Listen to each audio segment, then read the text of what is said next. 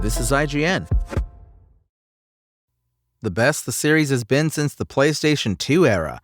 This is your IGN review of Once Upon a Katamari by Charlie Wackholtz. Miraculously meditative and frantic in equal measure, Once Upon a Katamari scratches the same carnal itch that the rest of the series always has.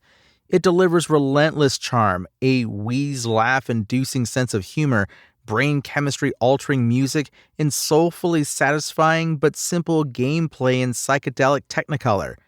This time-trotting adventure rolls out the red carpet for the prince, the king of all cosmos, the queen, and their cadre of silly little cousins with flamboyant aplomb.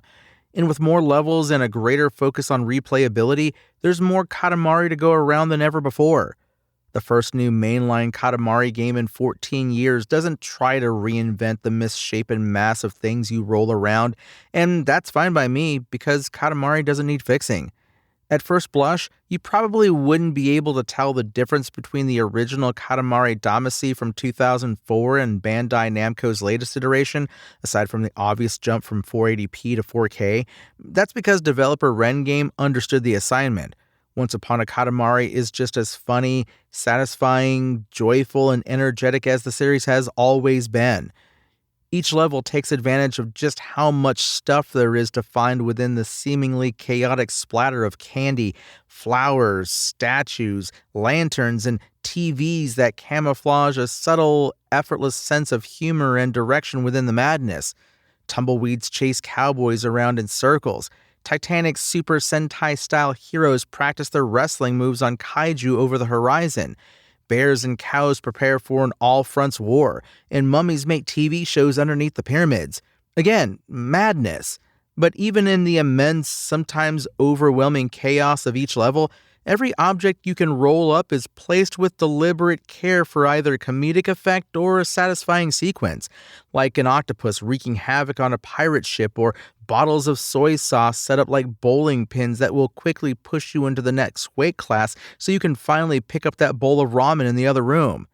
Controlling your designated roller, you'll whirl your massive ball of stuff around different time periods like the Jurassic period or Edo-era Japan, picking up anything smaller than your dung beetle-like ball.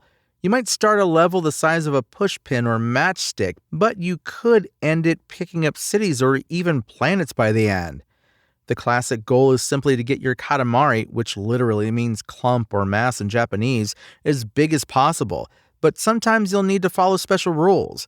They could be as simple as collecting as many fish as possible, or as complex as only rolling up sweet items while avoiding savory or bitter things, like hot sauce or charcoal because the child who asked you to do so wants to eat something sweet after a big meal. The power-ups add a nice layer to the rolling as well, and let Rengame play with new design ideas that emphasize the puzzle element of efficiently finding your way around, even breaking the trance-like flow for a certain level or part of one to instead experiment with puzzle-like problems to solve. The rocket power-up, for example, helped me brave a powerful windstorm to pick up a few extra items, but only lasted for a short burst of speed, adding an extra layer of challenge and strategy I wasn't normally used to. The radar power-up helped me find specific items to complete a pharaoh's series of requests in one of the ancient Egypt levels, as he asked for 10 bananas or a dozen eggs. None of these drastically reshape or redefine the rolling at Katamari's core, but do open up new level design ideas that offer fun diversions from the standard make your Katamari as big as possible levels. Once Upon a Katamari is by far the biggest game in the series to date, though still relatively small in scope overall. It took me around 10 hours to complete every main level at least once.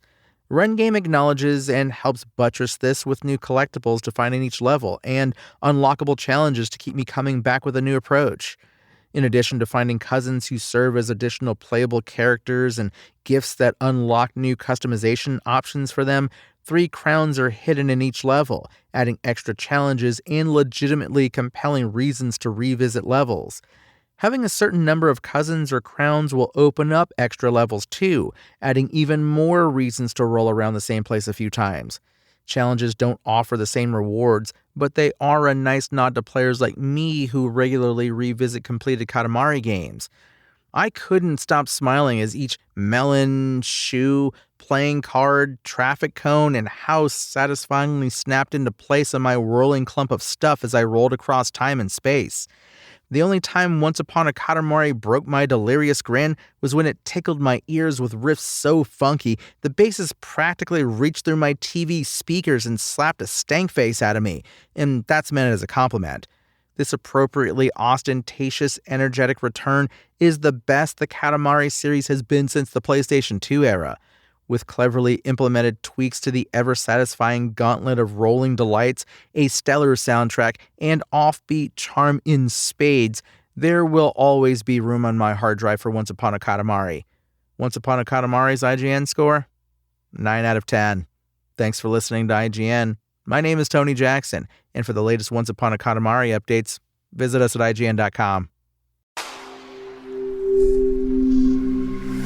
Spoken Layer.